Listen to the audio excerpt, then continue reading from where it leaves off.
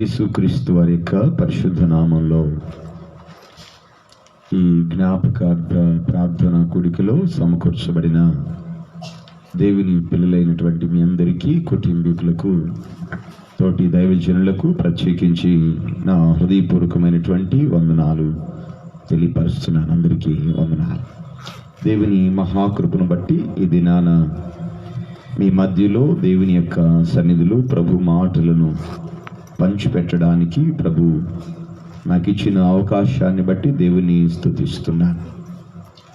దేవుని యొక్క సన్నిధిలో మనందరికీ తెలిసినటువంటి విషయమే, నీతిమంతులను జ్ఞాపకం చేసుకునుట ఆశీర్వాదకరం. మరి అనేకమైనటువంటి జ్ఞాపకార్థ కూడికలలో మాట మనము వింటూనే వస్తున్నాం. నీతిమంతులను జ్ఞాపకం చేసుకునుట ఆశీర్వాదకరం అనేటువంటి మాటలను మనం జ్ఞాపకం చేసుకుంటూ, అదే వచనంలో భక్తిహీనుల పేరు అసహ్యతను పుట్టించును అని రాయబడింది. అంటే భక్తిహీనుల పేరు తలంచడానికైనా, భక్తిహీనులను జ్ఞాపకం చేసుకోవడానికైనా ఏ మనుష్యుడు కూడా ఇష్టపడడు అనేటువంటి భావం మనకు అక్కడ కనబడుతుంది. ఈ రోజున దేవుని యొక్క సన్నిధిలో మనము జ్ఞాపకార్థ కూడికలు ఏర్పాటు చేసుకుంటూ, గతించినటువంటి కాలములో మనతో కూడా ఉండి మనకి కావలసినటువంటి ఆయా అవసరతలను తీర్చడానికి, ఆయా కార్యక్రమాలలో మన జీవితాలు రానున్న దినాలలో నడిపించబడ్డానికి అనుగుణంగా వారి కష్టాన్ని, వారి ప్రయాసను మన ఎడల వారు కనపరిచి వెళ్ళిన తరువాత మనం వారిని జ్ఞాపకం చేసుకుంటూ ఈ యొక్క ప్రార్థన కూడికలను ఏర్పాటు చేసుకుంటూ ఉన్నాం. ఇక్కడ మనం గమనించినట్లయితే నీతిమంతులు జ్ఞాపకము చేసుకునుట ఆశీర్వాదకరం అని రాయబడింది కదా. నీతిమంతులు ఎవరు అనే విషయాన్ని మనం ఈ రోజున గుర్తించాలి. ఎవరు నీతిమంతులు? బైబిల్లో మనం గమనిస్తే నీతిమంతుడు లేడు, ఒక్కడునూ లేడు, అందరూ పాపము చేసి దేవుడు అనుగ్రహించు మహిమను పొందలేకపోతున్నారని రాయబడి ఉన్నది కదా. ఒకవేళ నీతిమంతులు ఉంటే అది నీతిమంతుడు అని చెప్పడానికి యోగ్యుడైనటువంటి వాడు, సరిపోయినటువంటి వాడు కలువారి శిలువలో తన రక్తాన్ని కార్చి తన ప్రాణమును అర్పణముగాను బలిగాను అర్పించి పాపములోను మరణాంధకారములోను నడిపించబడుతున్నటువంటి వారి యొక్క పాప విమోచనము కొరకై శిలువ మరణము పొంది తిరిగి లేచినటువంటి పునరుత్థానుడైన యేసుక్రీస్తు వారి తప్ప ఈ లోకములో మనుష్యులలో నీతిమంతులను మనం ఎవరిని చూడం. అందుకని ఆయన అంటాడు, నీతిమంతుడైనటువంటి ఈయన రక్తము మా మీద కానీ మా పిల్లల మీద కానీ ఉండడానికి వీలు లేదని పిలాతు తన చేతులను కడుక్కున్నాడు. అక్కడ మనం గమనించవలసినటువంటి విషయం ఏమిటంటే, రాజులు ఆయన నీతిమంతుడని సజీవుడిగా ఉన్నప్పుడే గుర్తించారు. కొందరైతే ఆయన మరణించి పునరుద్ధానుడై తిరిగి లేచిన తర్వాత ఆయన నీతిమంతుడైనటువంటి ఆయన యొక్క రక్తమును చిందించితమని పక్షాత్తాపము పొందినట్లుగా కూడా మనము దేవుని యొక్క లేఖనములలో చూస్తున్నాం. మరొక రకంగా చెప్పాలంటే నీతిమంతుడు ఆయన తప్ప ఈ లోకములో మనకు మనుషులలో ఎక్కడా కనబడరు. అయితే ఆయన యందు విశ్వాసముంచినటువంటి వారిని ఆయన నీతిమంతులుగా తీర్చిదిద్దబడే అవకాశాన్ని ఇస్తున్నాయి. కనుక ఎవరైతే ఆయన యందు విశ్వాసం ఉంచుతారో, ఆయన యందు విశ్వాసం ఉంచిన ప్రతి వ్యక్తి తన జీవితంలో నీతిమంతునిగా తీర్చిదిద్దబడే అవకాశము దేవుని ద్వారాగా ప్రభువైన యేసుక్రీస్తు వారు మనకు అనుగ్రహించాడు. కాబట్టి నీతిమంతులను జ్ఞాపకము చేసుకొనుట ఆశీర్వాదకరం. అంటే మొదట నీతిమంతుడు యేసు ప్రభు వారే గనుక ఆయనను మనము జ్ఞాపకం చేసుకోవాలి.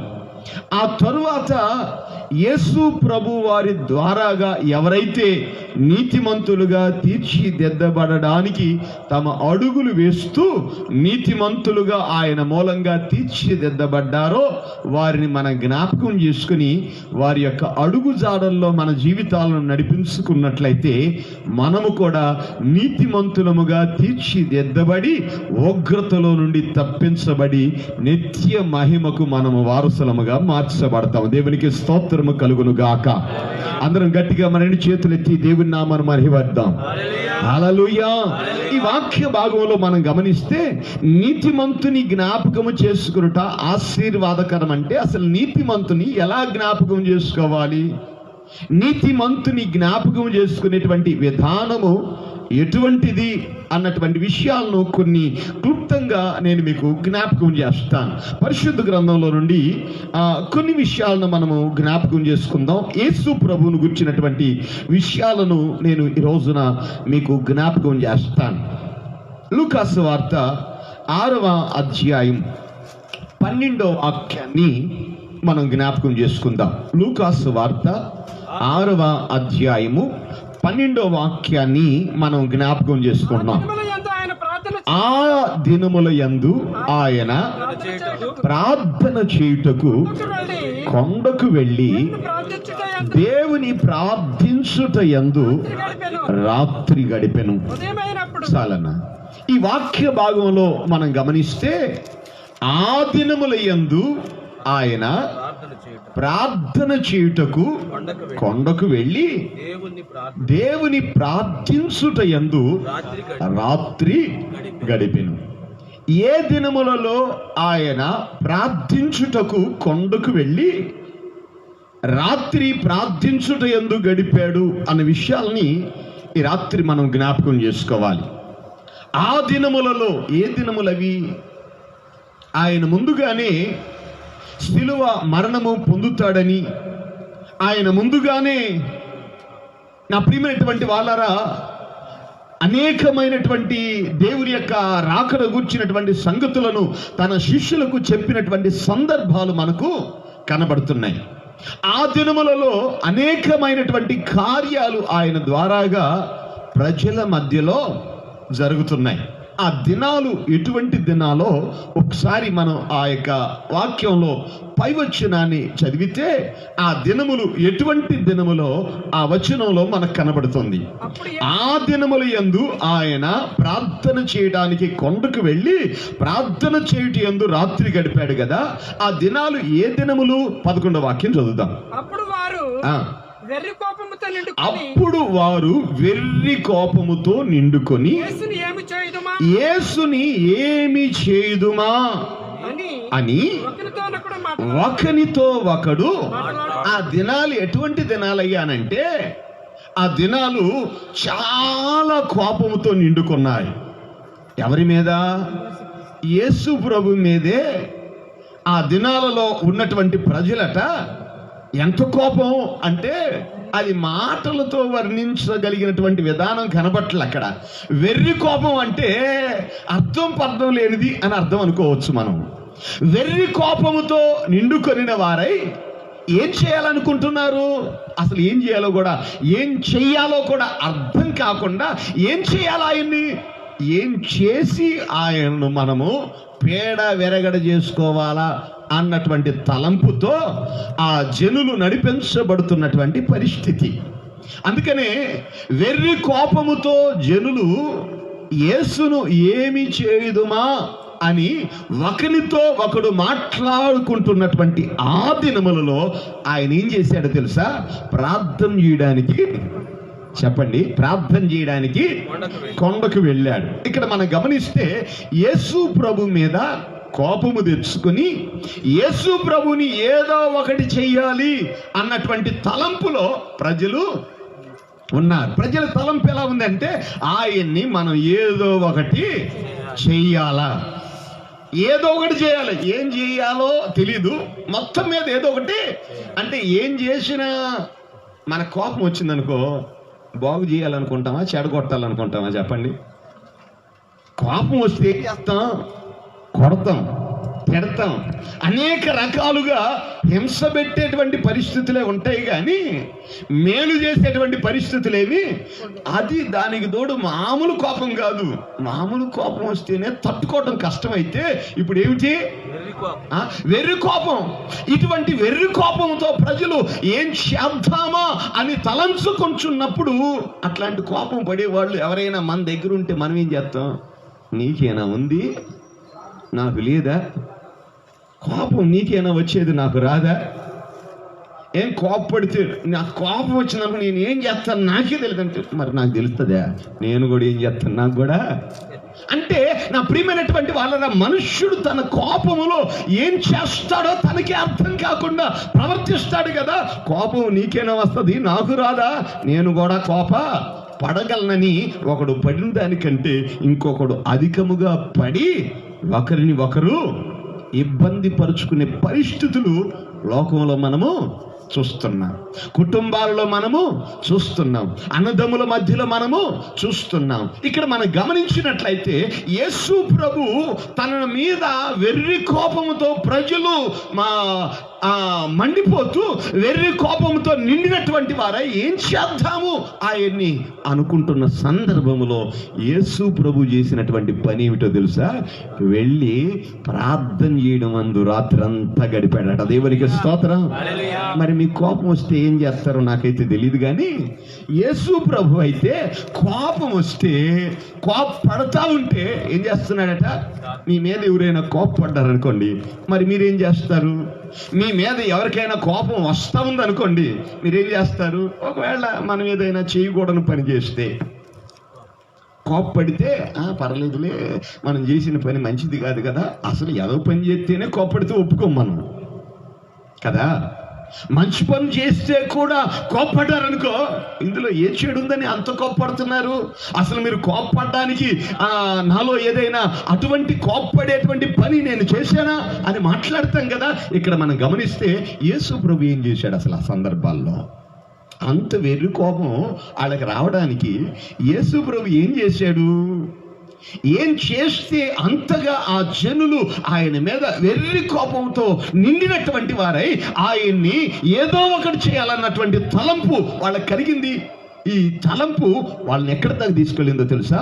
యేసు ప్రభుని సిలువ వేసేంత వరకు, విడిచిపెట్టకుండా ఉండేంత దాకా తీసుకెళ్ళింది.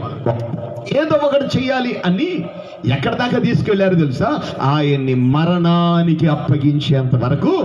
అంటే మరణమైతే తప్ప మేము ఈయన్ని వదిలిపెట్టే అవకాశము లేదు అన్నంత దాకా వాళ్ళ కోపం ఆయన మీద రగులుకుంటూనే ఉన్నది.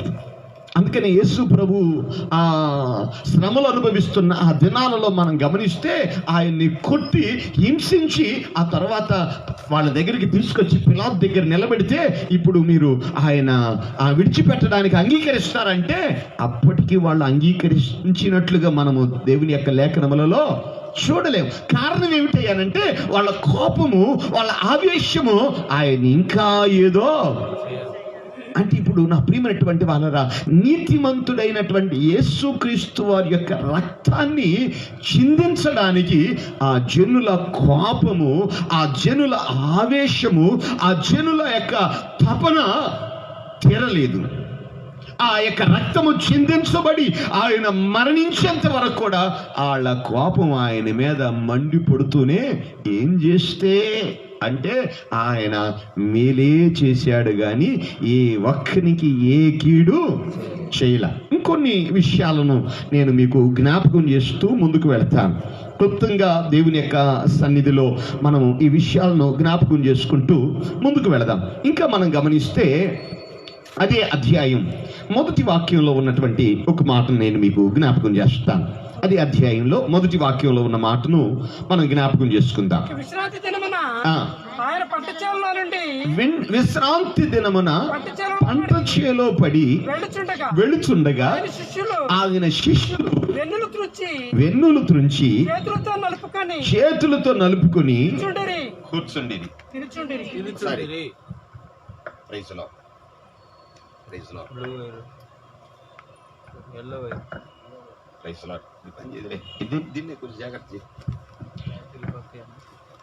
అక్కడ వెన్నులు తుంచి వాళ్ళు తింటున్నారు.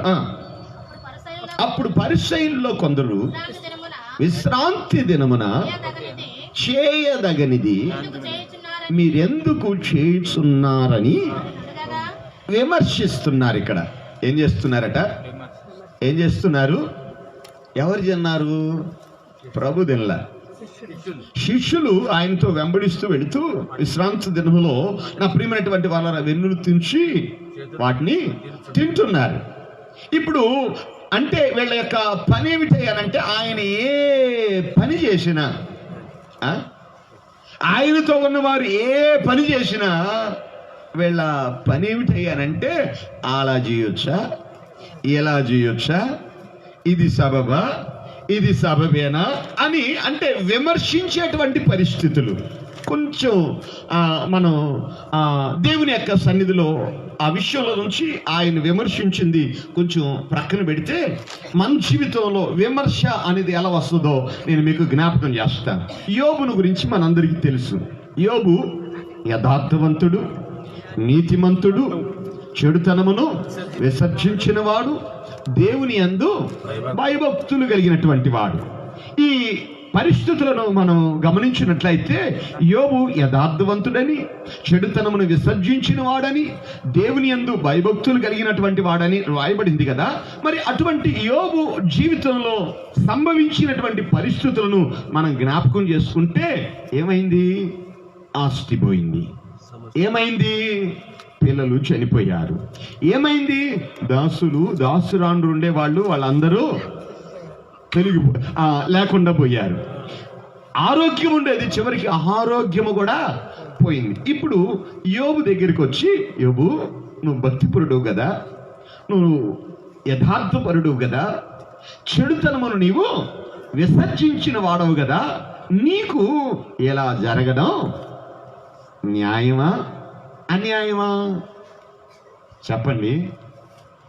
ఇదిగో దేవుడు ఎవరికైనా చేయొచ్చు, కానీ ఈ పని నీకు మాత్రం చెప్పండి.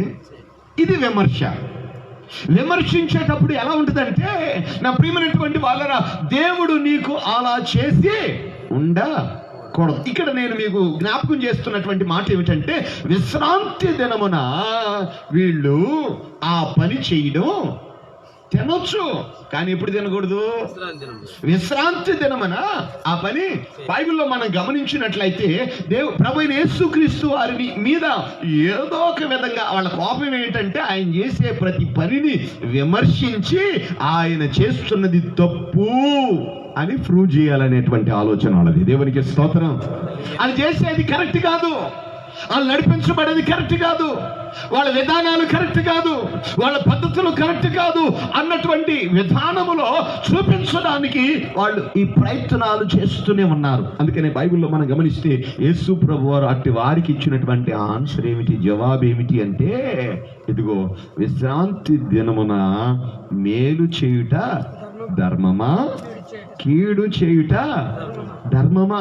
నా ప్రియమైనటువంటి వాళ్ళరా, ప్రాణమును రక్షించుట ధర్మమా, ప్రాణాపాయములోనికి మనిషిని నెట్టివేయుట అంటే, ఈ రోజున నా ప్రియమైనటువంటి వాళ్ళ కొన్ని పద్ధతులు, కొన్ని ఆచారాలు మనుషుల యొక్క జీవితములో నా ప్రియమైనటువంటి వాళ్ళని పాపములోనికి, వాళ్ళని అధర్మములోనికి, వారిని అక్రమములోనికి నెట్టివేస్తూ ఉంటే, ఆయన ఆ క్రమం ఏమిటో, ఆ ధర్మం ఏమిటో తెలియపరుస్తూ వస్తున్నాడు. ఆయన ధర్మమును జరిగిస్తూ ఉంటే కూడా దానిని విమర్శించే పరిస్థితిలోనికి సమాజం వచ్చేసింది. ఎక్కడ పట్టుకుందామా, ఎక్కడ ఆయన్ని పట్టుకొని ఏ విషయంలో పట్టుకొని ఏ విషయంలో దొరికితే ఏ విషయంలో ఆయన్ని ఇబ్బంది పెడదామా అని చూస్తున్న సందర్భాలు అవి. అటువంటి సందర్భాలలో ఆయన విమర్శలకు ప్రతి విమర్శలు చేయడానికి దిగక ఏం చేశాడు తెలుసా? ప్రార్థన చేయడానికి వెళ్ళాడు. దేవునికి స్తోత్రం, హల్లెలూయా. ఈ రోజున మన జీవితంలో మనం చేసేటువంటి మంచి పనే, మనం చేసేటువంటి న్యాయమైనదే, మనం చేసేటువంటిది సక్రమమైనదే అయినను ఎవరైనా మనతో ఈ మాటలు మాట్లాడితే మనం ఏం చేస్తామండి? రుజువులు చేస్తాం. దేవునికి స్తోత్రం కలుగును గాక. ఈ రోజున యేసు ప్రభు చేసినటువంటి పనిని మనము తలంచుచున్నాం. యేసు ప్రభు చేసిన కార్యములను మనం జ్ఞాపకం చేసుకుంటున్నాం. యేసు ప్రభు ఏం చేశాడో అది మనం చేయగలిగితే, యేసు ప్రభు ఏ విధంగా పునరుద్ధానుడై తిరిగి లేచాడో ఆయన యందు విశ్వాసం ఉంచినటువంటి మనము కూడా అదే పునరుత్థానపు శక్తితో తిరిగి లేచి మహిమలో ఆయనతో కూడా యుగయుగాలు ఉందముగాక.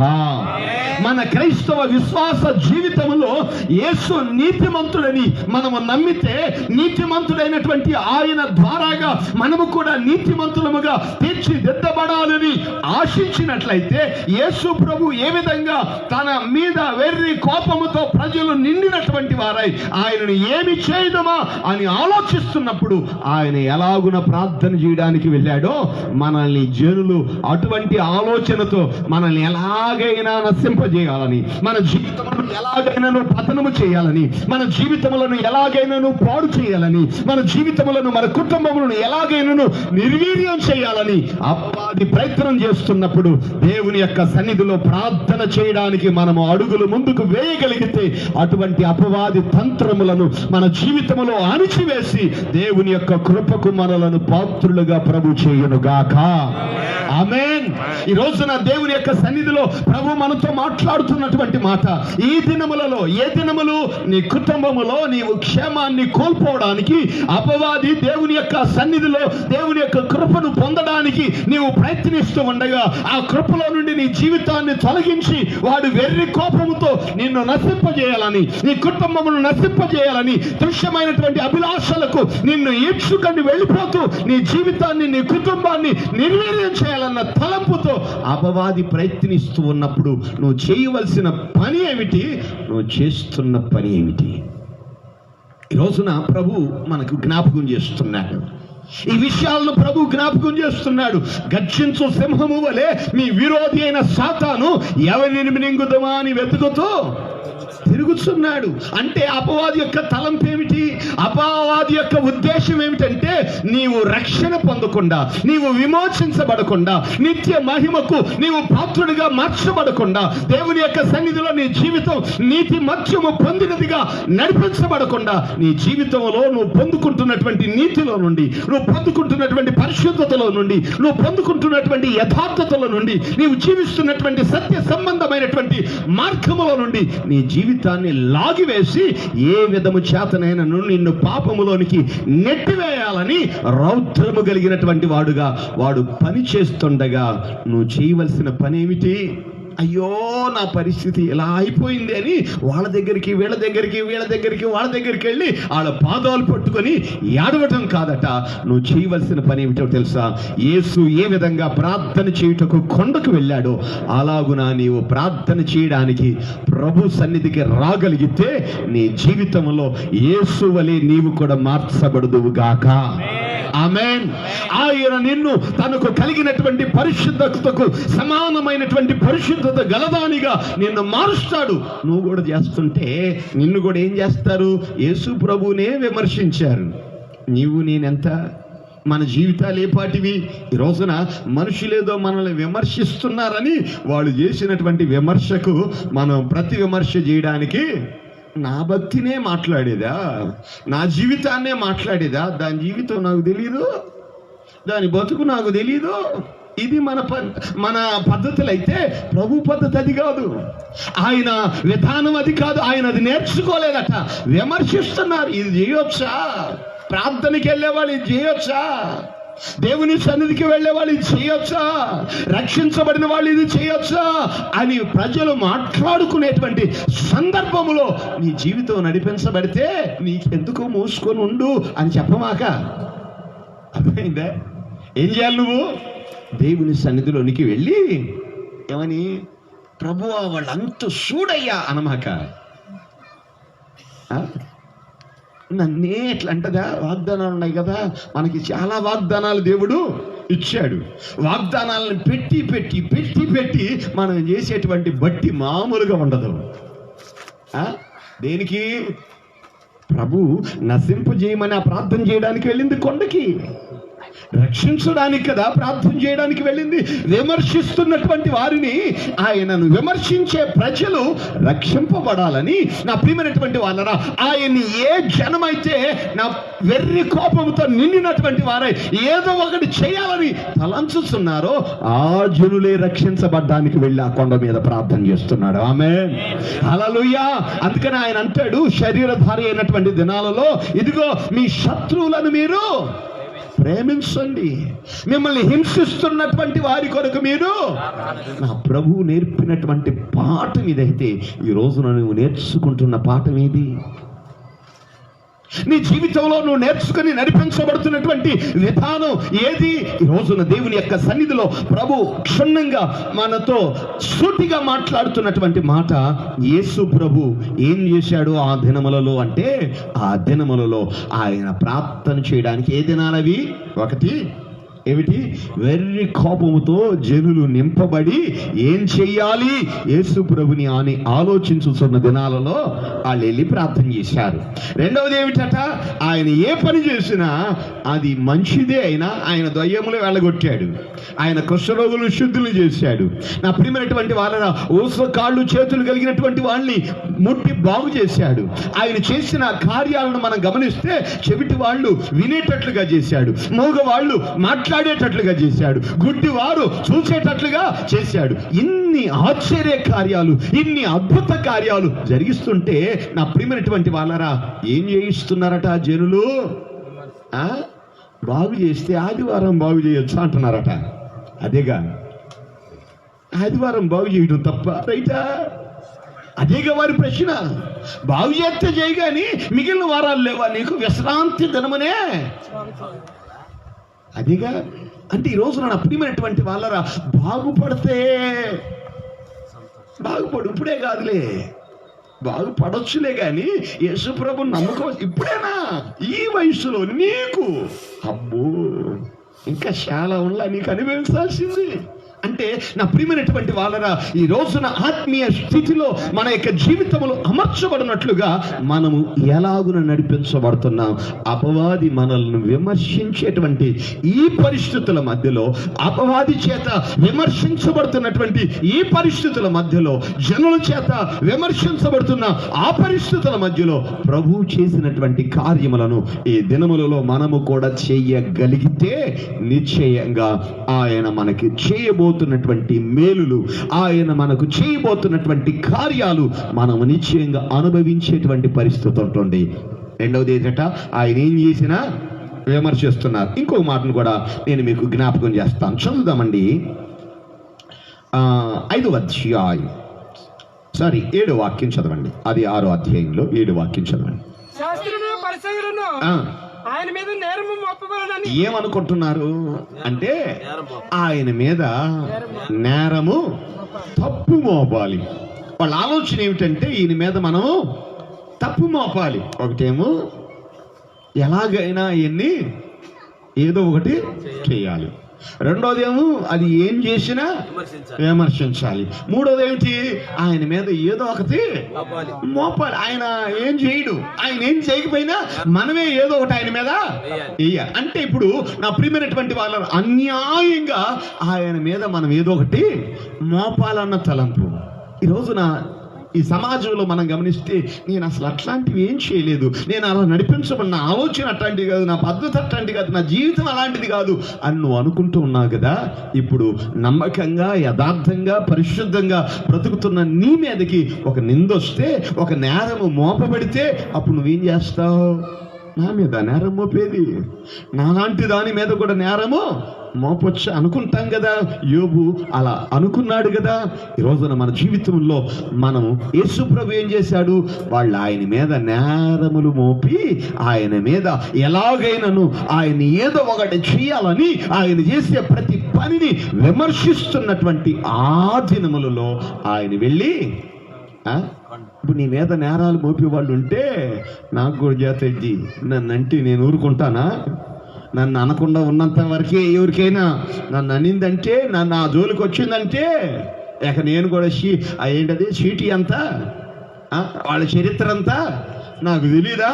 చరిత్ర అంతా యేసు ప్రభువుకి తెలియని చరిత్రలా మనకి తెలిసింది. నా ప్రియమైనటువంటి వాళ్ళరా, పెట్టాలంటే ఆయన పెట్టలేడా? ఆయనకి ఎంత పని? నా ప్రియమైనటువంటి వాళ్ళ అక్కడ మనం గమనిస్తే ఏదో ఒకటి వాళ్ళు చేయాలి అన్న ఆలోచన వాళ్ళ రాకమునిపే ఈయన చేయాలనుకుంటే ఏం చేయలేడు. అందుకని ఆయన అంటాడు, ఇదిగో పేతురు, ఎందుకు తొందర పడుతున్నావు? నేను వేడుకుంటే నా తండ్రి నా కొరకు పరలోకపు శానని ఇక్కడికి పంపించడా, కానీ ఇది కాదు నా ఉద్దేశం. దేవునికి స్తోత్రం, హల్లెలూయా. ఇది కాదు నా ఆలోచన, ఇది కాదు నా యొక్క విజన్, నా దర్శనం అది కాదు. నేను వీరిని రక్షించడానికే వచ్చాను, నేను వీరిని విమోచించడానికే వచ్చాను. వీళ్ళు నాకు మీద కోపపడి నన్ను ఎలాగైనా నిర్వీర్యం చేయాలని చూస్తూ ఉన్నా, నేను చేసే ప్రతి కార్యాన్ని విమర్శించి ఏదో ఒక నేరమును నా మీద మోపాలని వాళ్ళు ఆలోచిస్తున్నా, నా మీద నేరము మోపుతున్న వారి మీద నేరములు మోపడానికి రాలేదు. నేరములను మోపుతున్న వారి నేరములను క్షమించి వాళ్ళని పరిశుద్ధపరచడానికి వచ్చాను. దేవునికి స్తోత్రం, హల్లెలూయా. ఇప్పుడు ఆయన వెళ్ళి ప్రార్థన చేస్తున్నటువంటి ఆ పరిస్థితులను మనం గమనిస్తే, నేరం మోపుతున్నారయ్యా, నేను మరలా వారి మీద నేరమును మోపను. తప్పు మోపుతున్నారయ్యా, నేను మరలా వాళ్ళ మీద తప్పు మోపను. అందుకని ఆయన అంటాడు, ఈ నేరము వాళ్ళ మీద ఉండకూడదు, ఈ నేరము వాళ్ళ పిల్లల మీద ఉండకూడదు. అందుకని దేవుని యొక్క సన్నిధిలో నా ప్రియమైనటువంటి వాళ్ళరా, వారిని క్షమించడానికి, వారిని రక్షించడానికి, వారిని విమోచించడానికి ఆయన చేసినటువంటి త్యాగమును గురించి మనం చూస్తున్నాం. ఇంకొక మాటను కూడా నేను మీకు జ్ఞాపకం చేస్తాను. చదువుదామండి. 22వ అధ్యాయం 31వ వాక్యం. 22వ అధ్యాయం 31వ వాక్యం లూకాసు వార్తలోని. సీమోను, సీమోను, ఇదిగో సాతాను మిమ్మును పట్టి గోధుమల వలె జల్లించాలని కోరుకొనిను గాని నీ నమ్మిక. అంటే ఇప్పుడు యేసు ప్రభు చెబుతున్నాడు, ఎవరితో? సీమోనుతో చెబుతున్నాడు. ఏమని చెబుతున్నాడు అంటే, ఇదిగో సాతాను మిమ్మును పట్టుకొని గోధుమలను జల్లించినట్లుగా జల్లించి, మీరు ఏ నమ్మకంలోనైతే ఉన్నారో, ఏ విశ్వాసంలోనైతే ఉన్నారో, ఏ యథార్థతలోనైతే ఉన్నారో, ఏ సత్యములోనైతే ఉన్నారో, ఏ భక్తిలోనైతే ఉన్నారో, ఏ నమ్మకతోనైతే మీ యొక్క జీవితంలో నడిపించబడుతూ ఉన్నారో, ఆ నమ్మికను మీలో నుండి తొలగించాలని అపవాది వచ్చి మిమ్మల్ని జల్లించి దాన్ని మీలో నుండి పోగొట్టాలని చూస్తే, ఇప్పుడు అటువంటి మీ కొరకు ప్రార్థన చేయడానికి నేను వెళుతున్నా. దేవునికి స్తోత్రం, హల్లెలూయా. మీ నమ్మిక తప్పిపోకుండానట్లు నేను వెళ్ళి, చదువుదాం మాటలు ఒకసారి. మీ కొరకు అంటే ఎందుకు వెళ్ళాడు ఆయన ప్రార్థన చేయడానికంటే, వీళ్ళు నమ్మకము కలిగి, వీళ్ళు యథార్థత కలిగి, వీళ్ళు భక్తి కలిగి, వీళ్ళు తమ జీవితంలో నీతిని పొందుకొని నడిపించబడాలని, అటువంటి నీతిలో నుండి, అటువంటి భక్తిలో నుండి, అటువంటి నమ్మికత్వంలో నుండి వాళ్ళ యొక్క జీవితాలు తొలగిపోకుండా ఉండాలని వాళ్ళ కొరకు. అంటే ఇప్పుడు మన కొరకు ఆయన ఏం చేస్తున్నాడు? మనం ఆయన యందు నమ్మిక ఉంచి, ఆ నమ్మిక మన జీవితంలో తప్పిపోకుండా ఉండాలని ఆయన అవిశ్వాసాన్ని మనలో కలిగించడానికి, అంటే మనల్ని పట్టుకొని మన యొక్క జీవితాలని పాడు చేయడానికి కానీ, మన యొక్క జీవితములను చెదరగొట్టడానికి కానీ, మన జీవితంలో నిలబడలేనటువంటి స్థాయికి మనల్ని పడవేయడానికి కానీ అపవాది అట తీసుకొచ్చి ఊపుతున్నాడు. నీ భక్తి ఎంత అని ఊపుతున్నాడు, నీ యథార్థత ఎంత అని, నీలో ఉన్నటువంటి నీ యొక్క ఆత్మీయత ఎంత అని వాడు జల్లిస్తున్నాడట. నీ విశ్వాసం ఇక్కడ కనబడాలి, నీ ప్రార్థన ఇక్కడ కనబడాలి, నీ భక్తి ఇక్కడ కనబడాలి. అందుకని అన్ని ఇచ్చిన దేవుడు, అన్ని తీసుకుపోయినా సరే దేవునికి మహిమ కలిగిన ఆ పరిస్థితిలో నీవు నిలబడి మాట్లాడగలిగేటట్లుగా నీ కొరకు ప్రార్థన చేయడానికి ఆయన అక్కడికి వెళ్ళాడు. దేవునికి స్తోత్రం.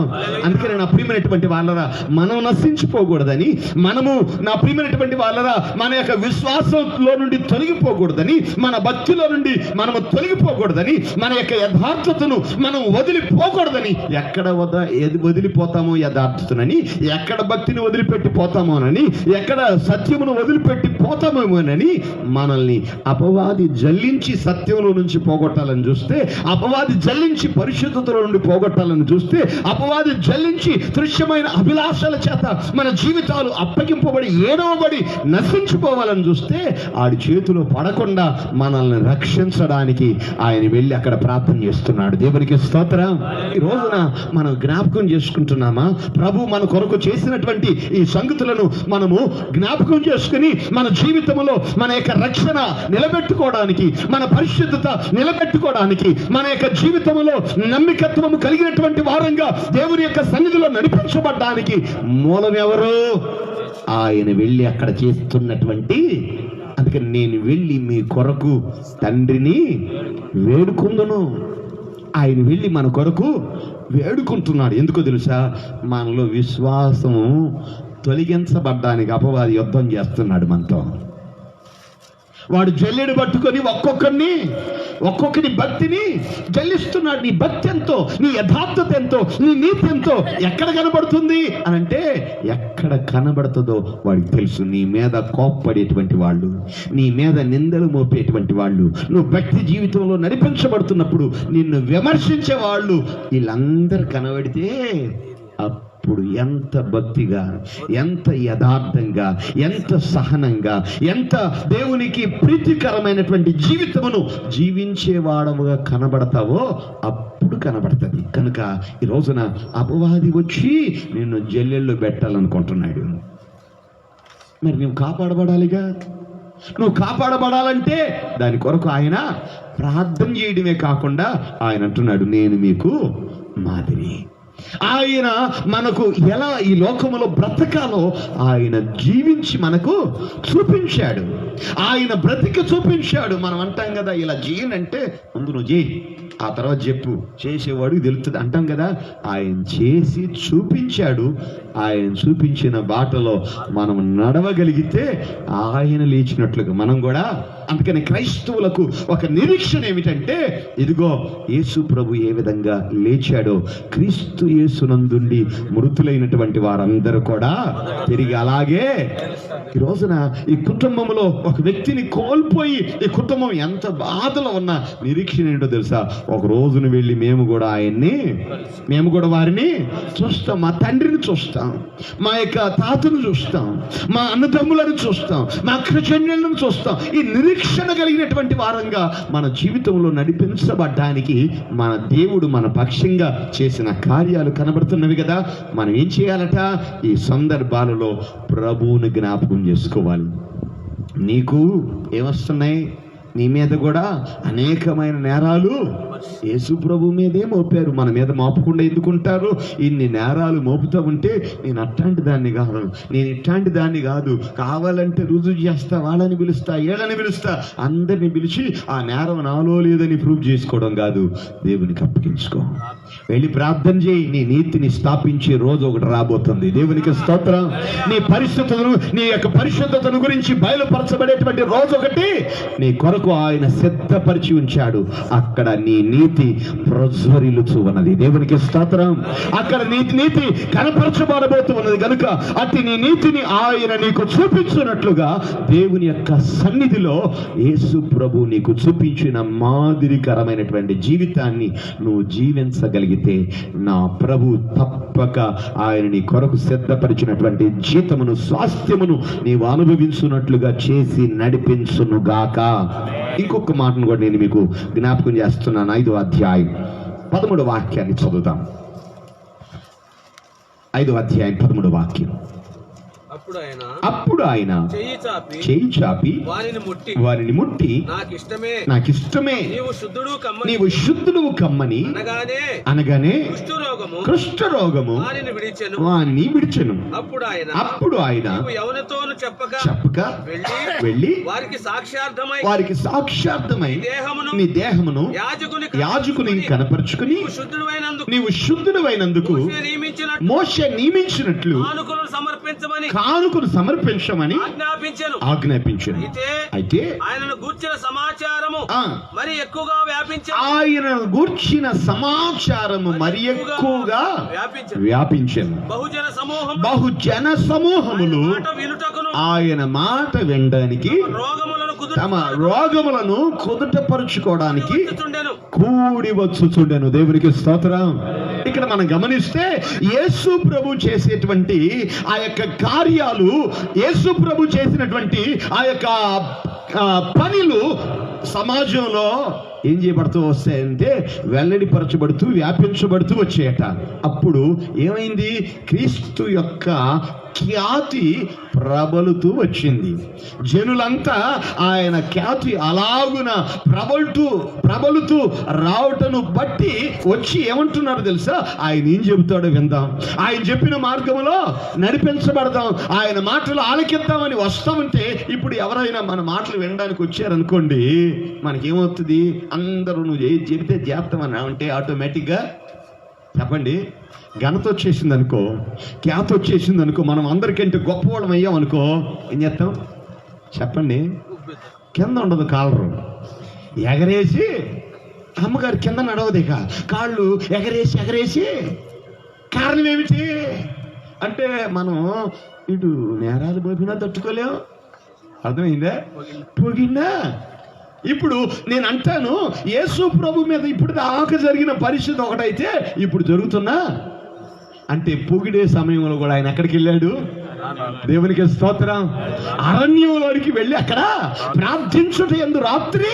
ఈ రోజున మన జీవితంలో మనం చేయవలసినటువంటి పని ఏమిటంటే, మనం పొగడబడుతున్నా వెళ్ళి ప్రార్థనే చేయాలి, తిట్టబడుతున్నా వెళ్ళి ప్రార్థనే చేయాలి, నేరాలు మోపబడుతూ ఉన్నా మనం వెళ్ళి ప్రార్థనే.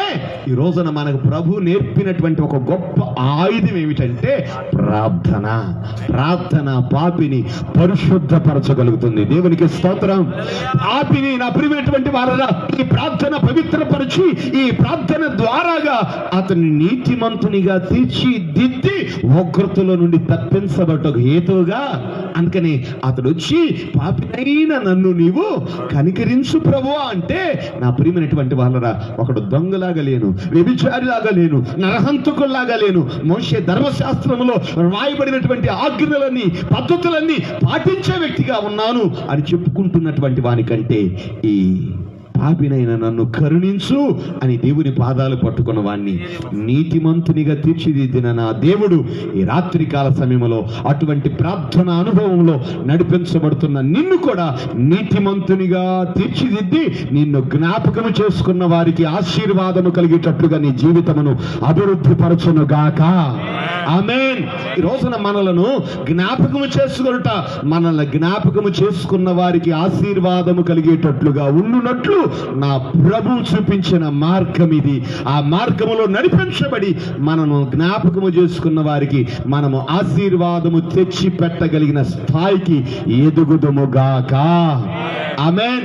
అట్టి కృప ఈ రాత్రికాల సమయంలో మనమందరము పొందుకోవాలని, అట్టి కృపలో మన జీవితాలు అన్నీ కూడా ఎదగాలని ప్రభు ఆశిస్తుండగా, అలాగున మన జీవితమును ఎదిగేటట్లుగా ఒక తీర్మానంతో చిన్న ప్రార్థన చేసుకుందాం. అందరూ తల వంచి కన్నమైంది ఒక చిన్న ప్రార్థన చేసుకుని దేవుని యొక్క సన్నిధిలో ఆయన అంటున్నాడు, నీతిమంతుని జ్ఞాపకం చేసుకున్నట ఆశీర్వాదకరం అని భక్తుడు చెప్తున్న మాటలను ప్రభు జ్ఞాపకం చేస్తూ, నీతిమంతుడు ఎవరు?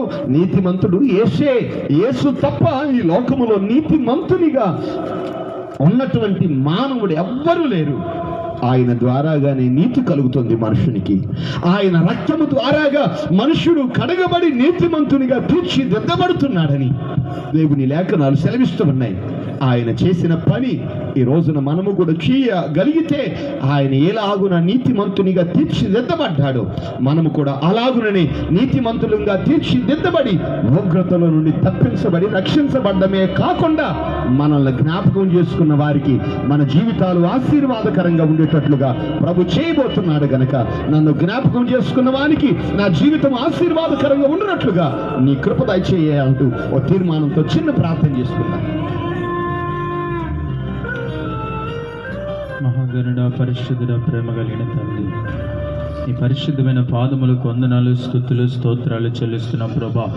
ఇప్పుడు దాకా మాతో మాట్లాడిన మాటలను బట్టి తండ్రి, అయా మేము అనేక మందికి ఆశీర్వాదకరంగా మార్చబడినట్లు తండ్రి, మా జీవితాలని సన్నిధిలో పరిశుద్ధపరుచుకుంటూ ప్రభా, ప్రార్థనా పూర్వక మమ్మల్ని మేము నీతిమంతులుగా తీర్చబడుటకు సహాయం దయచేయండి ప్రభా. నీకు స్తోత్రాలు.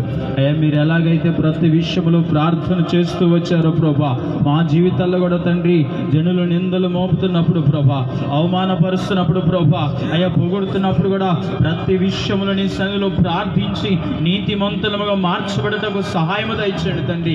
మేము జీవిస్తున్న ఈ జీవితంలో మమ్మల్ని జ్ఞాపకం చేసుకున్న ప్రతి ఒక్కరూ ఆశీర్వదింపబడటకు నీకు సహాయం దయచేయండి ప్రభా. నీ కృపలో నిలబెట్టి మహిమ తెచ్చుకోమని యేసు నామములో అడుగుచున్నాము తండ్రి, ఆమేన్. ఈ సమయంలో మన మధ్యలో ఉన్నటువంటి దైవజనులు రాజేంద్ర కుమార్ గారు కొన్ని నిమిషాలు దేవుని యొక్క వాక్యాన్ని అందిస్తారు.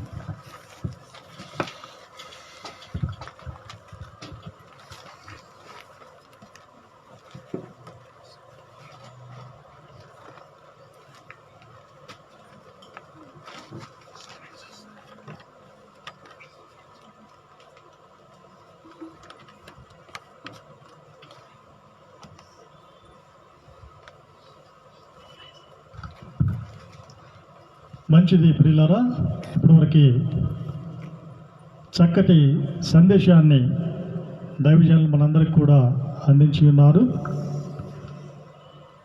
మరి సమయం కాలాతీతము అయింది కనుక నేను ఎక్కువసేపు మాట్లాడను, క్లుప్తంగా నా మాటలు మీకు జ్ఞాపకం చేసి నా సందేశాన్ని ముగించేస్తాను. మరి మొట్టమొదటిగా నన్ను ప్రేమతో ఈ స్థలానికి ఆహ్వానించినటువంటి బంక మాధవరావు గారి కుటుంబానికి నా ప్రత్యేకమైనటువంటి వందనాలు తెలియజేస్తున్నాను. అలాగే నాతోటి దైవజనులు వేదికని అలంకరించినటువంటి దైవ సేవకులందరికీ కూడా ప్రత్యేకంగా పేరు పేరున వందనాలు తెలియజేస్తున్నాను. కూడి వచ్చినటువంటి సంఘ బిడ్డలకు కూడా ప్రత్యేకమైనటువంటి వందనాలు తెలియజేస్తూ, రాత్రి మాధవరావు గారి తండ్రి యొక్క మరణాన్ని జ్ఞాపకం చేసుకుంటూ వారు ఈ ప్రత్యేకమైనటువంటి కూటాన్ని కలిగి ఉన్నారు. మరి నీతిమంతులను జ్ఞాపకం చేసుకుంటూ ఆశీర్వాదము. అయితే ఎవరు నీతిమంతులు అన్న సందేశాన్ని దైవజనుడు ఇప్పటివరకు మనం చక్కగా అందించి ఉన్నారు. ప్రభు అయిన యేసే నీతిమంతుడు, భూమి మీద ఉన్న ఏ మనిషి కూడా నీతిమంతుడు కాదు అన్న సత్యాన్ని తెలియజేశాడు.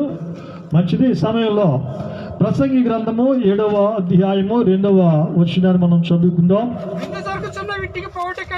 విందు జరుగుతున్న ఇంటికి పోటు కంటే ప్రలాపించుచున్న ఇంటికి పోవటం మేలు. ఎలయనగా మరణము అందరికి వచ్చును గనుక బ్రతుకు వారు దానిని మనస్సున పెట్టుదురు. చాలండి. దేవుడు ఈ పరిశుద్ధమైన వాక్కును ఈ రాత్రికాల సమయంలో మనందరి కొరకై దీవించి ఆశీర్వదించును గాక. ఆమేన్. పరిశుద్ధుడా మీ పాదాలకు వందనాలైనా ఈ సమయంలో చదవబడిన భాగాన్ని మీ చేతుల్లో పెట్టుకుంటూ మా అందరికీ అర్థమవులాగున దానిని విరచివటించమని యేసు నామములో స్తుతులు చెల్లిస్తూ అడిగి వేడుకుంటున్నాము మా పరమ తండ్రి. ఆమేన్. ప్రభునందు ప్రియమైన దేవుని సంగమా, దేవుని బిడ్డలారా, ఈ రాత్రికాల సమయంలో మనమందరం కూడా మన మధ్యలో లేకుండా కాలం చేసి చనిపోయినటువంటి తండ్రి గారిని జ్ఞాపకం చేసుకుంటున్నాం. జ్ఞాపకం చేసుకుంటున్న మనమందరం కూడా ఇప్పటి వరకు బ్రతికే ఉన్నాము, సజీవుల లెక్కలో ఉన్నాము. బ్రతికి ఉన్న మనతో జీవము కలిగినటువంటి దేవుడు, జీవాధిపతి అయినటువంటి దేవుడు, సర్వ సృష్టికి మహారాజు అయినటువంటి దేవుడు మాట్లాడుతున్నటువంటి మాట అంటున్నాడు కదా, విందు జరుగుచున్న వారి ఇంటికి పోవుట కంటే ప్రలాపించుచున్న వారి ఇంటికి పోవుట మేలు. అంతేకాకుండా ఏలయనగా మరణం అనేది అందరికీ వస్తుంది, మరణం అనేది అందరికీ ప్రాప్తిస్తుంది. ఈ రాత్రి బ్రతికి ఉన్న మనమందరం కూడా దీన్ని మనసులో పెట్టుకోవాలి, మన జీవిత డైరీలో రాసి పెట్టుకోవాలి, ఆ మాటను ప్రతిరోజు గుర్తు చేసుకోవాలి. ఎందుకంటే మరణం అనేది ఏదో ఒక రోజు, ఏదో ఒక విధముగా, ఏదో ఒక రూపంలో మనందరికీ వచ్చి తీరుతుంది. ఈ లోకంలో శాశ్వతంగా ఉండేటువంటి మనుషులు ఎవరు కూడా లేరు, ఎవరు కూడా ఉండరండి. చదువు వచ్చినా, చదువు రాకపోయినా, ధనమున్నా, ధనము లేకపోయినా, పేరున్నా, పేరు లేకపోయినా, ప్రతిష్ఠున్నా, ప్రతిష్టత లేకపోయినా, ఏది లేనప్పటికీ పిల్లల ఒక దినాన మరణం అనేది మనందరికీ తప్పకుండా వచ్చి తీరుతుంది. ఈ మాట అంటుంది ఎవరంటే జ్ఞాని అయిన సొలొమోను. సొలొమోను లాంటి జ్ఞాని తన ముందు కానీ తన తర్వాత కానీ ఎవరు కూడా ఈ ప్రపంచంలో లేరండి. సొలొమోనుకు దేవుడు ప్రత్యక్షమయ్యి, సొలొమోను నీకేం కావాలి కోరుకో అంటే లోకంలో ఉన్న వాటిని కోరుకోలా. నాకు డబ్బు కావాలి, బంగారం కావాలి, వెండి కావాలి, పేరు కావాలి, కీర్తి ప్రతిష్టలు కావాలని కోరుకోలా. ఏం కోరుకున్నాడు? ప్రభువా, నన్ను ప్రేమించి సింహాసనాన్ని ఇచ్చావు, నన్ను ప్రేమించి నీ ప్రజలను నాకు అప్పగించావు, అప్పగించబడినటువంటి నీ ప్రజలను పరిపాలించుటకు నాకేం కావాలంటే జ్ఞానం కావాలి. జ్ఞానం లేకపోతే సింహాసనం వ్యర్థం. జ్ఞానం లేకపోతే నువ్వు అప్పగించిన ప్రజలను నేను పరిపాలించలేను, నడిపించలేను, ముందుకు తీసుకుని వెళ్ళలేను. నాకు జ్ఞానము కావాలి. దేవుడు సంతోషించి ఆశ్చర్యంగా ఏం చేశాడు అంటే, నువ్వు వేరేది కోరుకుంటావు అనుకున్నాను కానీ అదేమీ ఆశించకుండా జ్ఞానాన్ని అడిగావు కాబట్టి జ్ఞానముతో పాటుగా నీకు సిరి సంపదలు కూడా ఇస్తున్నాను. పిల్లరా, ఆ జ్ఞాని వ్రాస్తున్నటువంటి మాటలు, మరణం అనేది ప్రతి ఒక్కరికి ప్రాప్తిస్తుంది, వచ్చి తీరుతుంది. అది మనమందరం కూడా మన మనసులో పెట్టుకోవాలి అని చెప్పేసి పిల్లరా సొలొమోను ద్వారా ఈ రాత్రి దేవుడు మనందరికీ తెలియజేస్తా మనందరితో మాట్లాడుతూ ఉన్నాడు. అయితే ఆ మరణం వచ్చేటువంటి సమయానికి ఎప్పుడు వస్తుందో మనకు తెలియదు కాబట్టి మనం ఈ భూమి మీద మొట్టమొదటిగా చేయాల్సిన పని ఏమిటంటే వీళ్ళరా చూడండి, మనమందరం కూడా రోమా పత్రికలో పౌలు రాస్తున్నట్లుగా 3వ అధ్యాయము 26వ వచనం, ఏ భేదమును లేదు, అందరూ పాపము చేసి దేవుడు అనుగ్రహించేటువంటి మహిమను పొందుకోలేనటువంటి స్థితిలో బ్రతుకుతున్నారు. ఏ భేదము లేదు, జాతి భేదం లేదు, కుల భేదం లేదు, మత భేదం లేదు, వర్గ భేదం లేదు, ఇంటి పేరట భేదము లేదు, ఏ భేదము కూడా లేదు. అందరూ పాపం చేశారంట, అందరూ పాపంలో బ్రతుకుతున్నారు. బ్రతుకుతూ దేవుడు అనుగ్రహించేటువంటి ఆ మహిమను పొందుకోలేనటువంటి స్థితిలో మనుషులు బ్రతుకుతున్నారు. కనుక ఆ పాపము నుండి మనం ఏం చేయాలంటే విమోచింపబడాలి, విడిపించబడాలి. పాపము నుంచి వేరై ప్రియులరా మనుషులందరూ కూడా బ్రతకాలి. అందుకోసమే ఆయన మానవ కుమారుడుగా, మనుష్య కుమారుడుగా, మనిషి రూపంలో భూమి మీదకి రావటం అనేది జరిగింది. ఆయన ఎందుకు వచ్చాడు ఈ భూమి మీదకంటే పాపిని రక్షించడానికి, పాపిని ప్రేమించడానికి, పాపిని తన పాపముల నుండి విడిపించడానికి, విమోచించడానికే ప్రభు అయిన యేసుక్రీస్తు ఈ లోకానికి రావటం అనేది జరిగింది. అంతేగాని ఏదో ఆదివారం ఆరాధన పెట్టారు కాబట్టి నేను గుడికి వెళ్ళాలి, లేక శుక్రవారం వారకూడికి జరుగుతుంది కాబట్టి నేను గుడికి వెళ్ళి రావాలి, శనివారం విజ్ఞాపన ప్రార్థన కాబట్టి నేను గుడికి వెళ్ళి రావాలి, నెలలో ఆల్ నైట్ ప్రార్థన పెడతారు కాబట్టి దానికి నేను వెళ్ళి రావాలి. అది కాదు. క్రీస్తు ఈ లోకానికి ఎందుకు వచ్చాడు అంటే మనందరి పాపముల నుండి మనల్ని విడిపించడానికి, విమోచించడానికే వచ్చాడు. కాబట్టి రాత్రి విడిపించబడినటువంటి వారు ధన్యులు. విడిపించబడకపోతే ఈ రాత్రి మీరందరూ చేయాల్సిన పని ఏమిటంటే ఆయన పాదాలు పట్టుకొని క్షమాపణ అడిగి కన్నీటితో, యేసయ్యా ఈ రాత్రి నన్ను నా పాపము నుండి విడిపించునైనా, విమోచించునైనా, ప్రభువా నాకు విడుదల అనుగ్రహించు అని మనస్ఫూర్తిగా ప్రార్థన చేస్తే ఆయన విడిపించడానికి నీ ఎదుటే నిలబడి ఉన్నాడు. ఇది మొదటిగా మన వైపు నుంచి జరగాల్సిన పని. రెండవదిగా ప్రియులారా, పరిశుద్ధతను కలిగి మనము బ్రతకాలి. పరిశుద్ధతను కలిగి బ్రతకాలి. పాపములో నుండి బయటకు వచ్చిన తర్వాత, వేరైన తర్వాత, క్రీస్తుని విడిపించిన తర్వాత నువ్వు చేయాల్సిన పని ఏమిటంటే పరిశుద్ధత కలిగి జీవించాలి. ఎందుకు జీవించాలి అంటే మనం ఆరాధించే దేవుడు, మనం ప్రేమించేటువంటి దేవుడు, మనం పూజించేటువంటి దేవుడు, మనం వెంబడించేటువంటి దేవుడు ఆయన పరిశుద్ధుడు. ఆయనలో పాపము ఏమాత్రం కూడా లేనే లేదు. ఆయన ప్రపంచానికే సవాలు విసిరాడు. నాలో పాపం ఉన్నదని మీలో ఎవడైనా స్థాపించగలడా, నిరూపించగలడా, చూపించగలడా అని ప్రపంచానికే ప్రభు అయిన క్రీస్తు సవాలు విసిరాడు. కాబట్టి ఆయన పరిశుద్ధుడు. కాబట్టి ఆయన బిడ్డలుగా బ్రతుకుతున్న మనం కూడా అదే పరిశుద్ధతను కలిగి జీవించాలి. అందుకే దేవుడు కోరుకుంటున్నాడు కదా, ఆనాటి తాను ఎక్కువగా ప్రేమించినటువంటి ఇశ్రాయేలీలను ఏం కోరుకుంటున్నాడంటే, దేవుడు ఏం కోరుకున్నాడు అంటే లేవియాకాండము 19వ అధ్యాయము 2వ వచనాన్ని మనం చదువుకుందాం. అక్కడ మోషేకి దేవుడు ఈ విధంగా సెలవిస్తా ఉన్నాడు, మీరు పరిశుద్ధులై ఉండవలెను, మీ దేవుడనైనా యెహోవానగు నేను పరిశుద్ధుడనై ఉన్నాను. చాలండి, చూసారా? యెహోవా దేవుడు మోషేతో తన ప్రజలైన ఇశ్రాయేలీయుల గురించి ఎంత ఖచ్చితంగా చెప్తా ఉన్నాడో, ఎంత ఖచ్చితంగా కోరుకుంటున్నాడో. ఏం కోరుకుంటున్నాడు? మీ ఆస్తులొద్దు, మీ డబ్బొద్దు, మీ పేరొద్దు, మీ కీర్తి ప్రతిష్టలు నాకొద్దు, వాటిని ప్రక్కన పెట్టండి. మీలో ఏం కావాలి? నాకు పరిశుద్ధత కావాలి. ఎందుకంటే మీ దేవుడైన యెహోవానగు నేను పరిశుద్ధుని కాబట్టి మీరు కూడా అదే పరిశుద్ధత కలిగి జీవించాలి.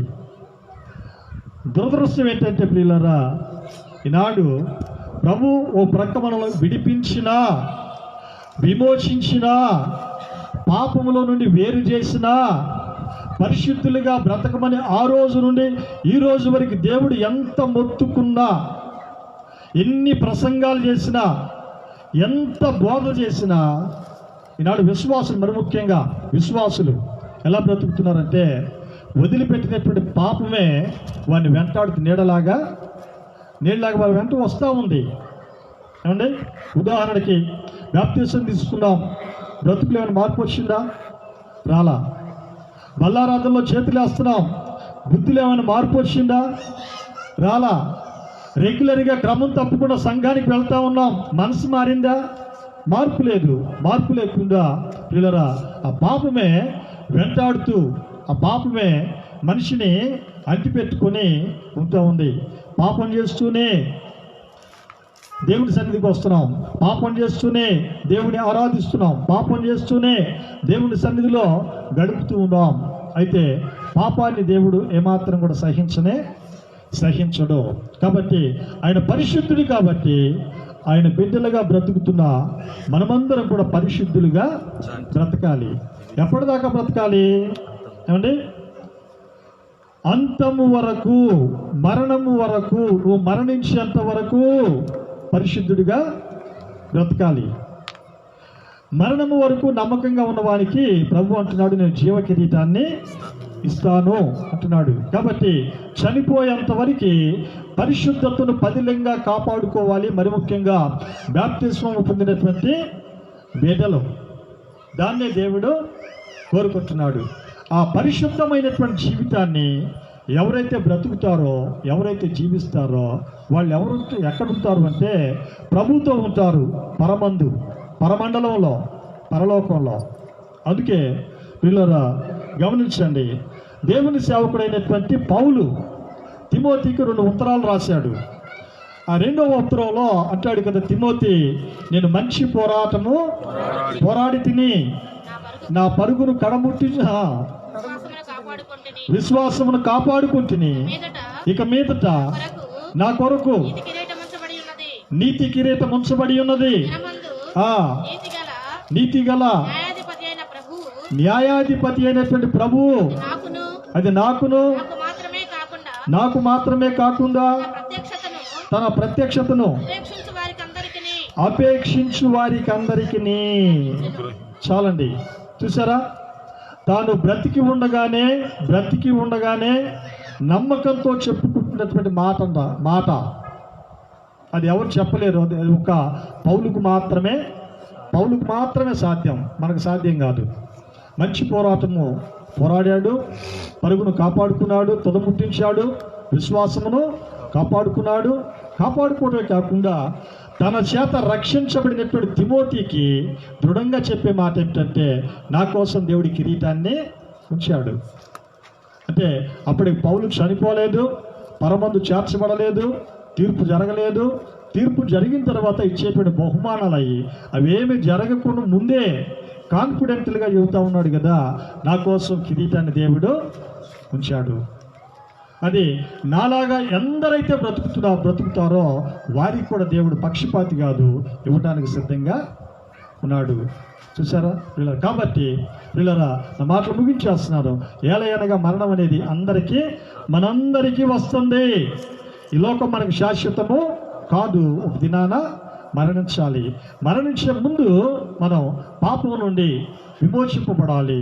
2వదిగా పరిశుద్ధులుగా బ్రతకాలి. 3వదిగా పిల్లరా మరణిస్తే మనం ప్రభుతో ఉండాలి. ఆ విధంగా బ్రతుకుతూ ముందుకు సాగిపోదాం. దేవుడి మాటలు మనందరి కొరకే దీవించి ఆశీర్వదించునుగాక. ఆమేన్.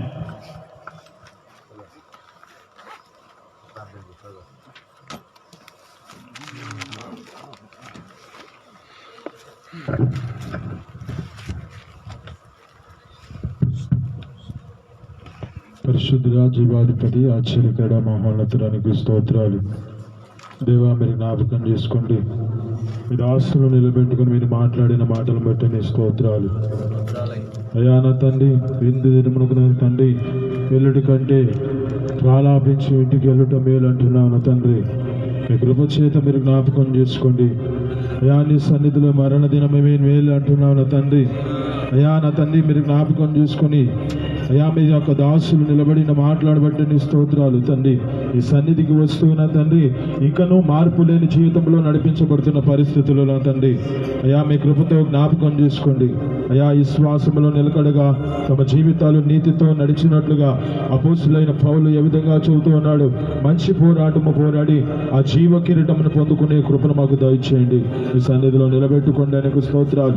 అయా తిమోతితో ఎలా చెబుతూ ఉన్నాడు నా తండ్రి, అయా నా తండ్రి మీ యొక్క సన్నిధిలో మీరు జ్ఞాపకం చేసుకొని అయా అపోస్తులైన పౌలు గారు తమ జీవితంలో ఏ విధంగా నేను క్రీస్తుని పోలి నడుచుకున్న ప్రకారము మీరు నన్ను పోలి నడుచుకోండి అని ఎంతగా ధైర్యంగా చెబుతున్నాడు నా తండ్రి. అటు కృపలు మా జీవితాలు కూడా నీ సన్నిధిలో నా తండ్రి మంచి పోరాటము పోరాడే కృపను మాకు దయచేయండి. ఈ శ్వాసమును కాపాడుతూ ఆ కడముట్టించే జీవితాన్ని మాకు అనుగ్రహించి మీ సన్నిధిలో నిలబెట్టుకోమని, నీకే మహిమ ఘనత ప్రభావాలు తెచ్చుకోమని యేసు పరిశుద్ధ నామమున అడిగి పొందుకొని జీవిస్తున్నాం తండ్రి. ఆమేన్.